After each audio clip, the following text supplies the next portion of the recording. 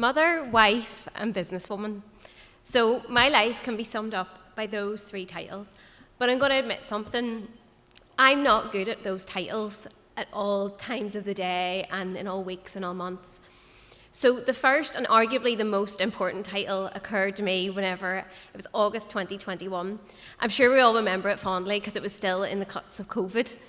So it was really, really warm that summer and I was very heavily pregnant. And our nights had changed from Saturday nights at the bar to Sunday afternoons at garden centres, and we still had pretty much a lot of social distancing in place. But in my world, in my little bubble, my life had changed because I had had this lovely little gift. However, what nobody had ever warned me about, not in a midwifery appointment, or none of my friends or even my parents, said, your identity is going to be completely different.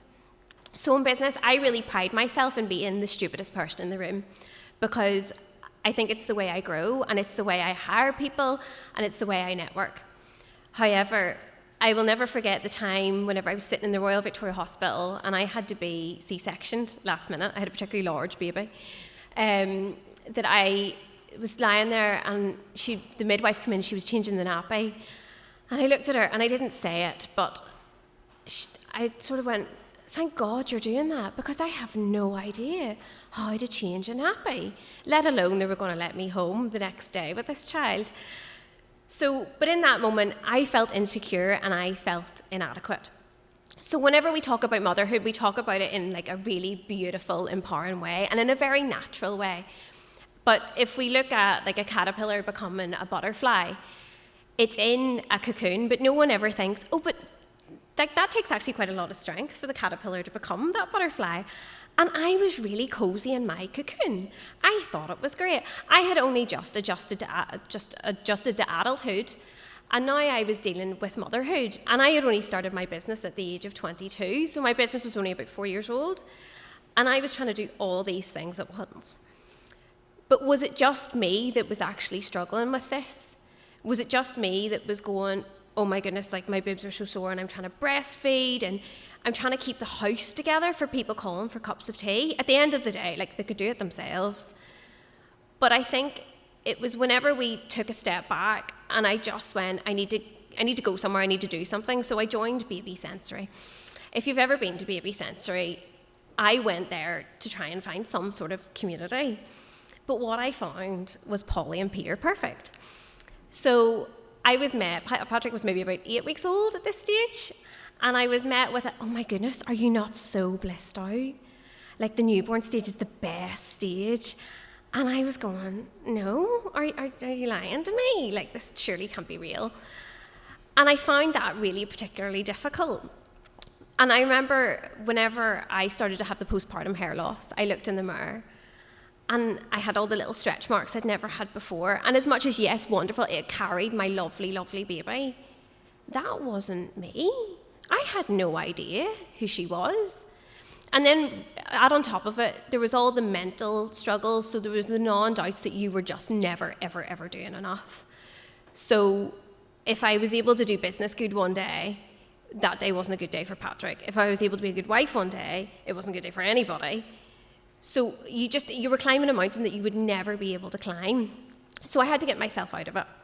So what I did was, whenever I say I had quality time, I didn't really. It was me, it was the pram, and it was my headphones, and I walked along the sea.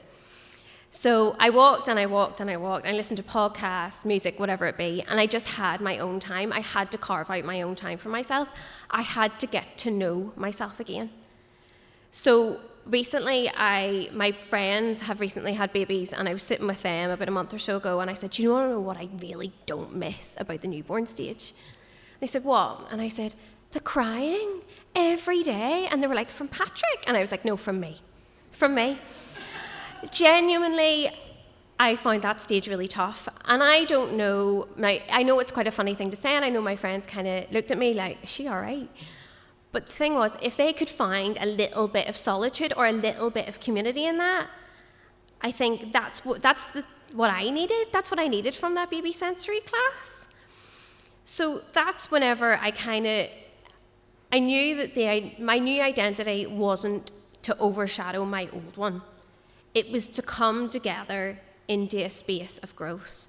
And I had to look at that deeply. So it took me around 18 months to look at how I was as a leader in the business. And I said, well, actually, the skills I have, like resilience and communication, leadership skills, everything like that, is actually the same skills I now have in my home life. So being a mother has actually oddly made me probably a better boss along the way. And also what I did in order to get out of this is I cut off all my hair. And I know that sounds so trivial, but they say that a woman that cuts off all her hair is about to change her life. And it really, really certainly did. Another thing I did was I actually did go back to work. And rightly or wrongly, like the health visitor was not down for this one, I had to realise that my dreams were also really important. And I had to realise, right, well, if I give up those dreams, I'm not really going to be a great parent. And that was where I found the balance. Now, the greatest impact I really hope to have is on my son. I hope that whenever he's a teenager and he's really moody and he grunts at me and hates me, I hope whenever teachers say, does anyone know anyone that owns a business? He puts his hand up and is all delighted with himself that his mother owns a business. I also hope that by me talking and sharing my emotions, that it helps him, and one day he might be a parent too, and that will really help him.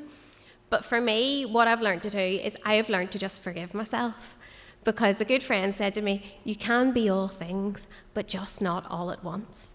So what I've learned to do is I just take every day, the good, the bad, the ugly, and I cherish every single moment. Thank you.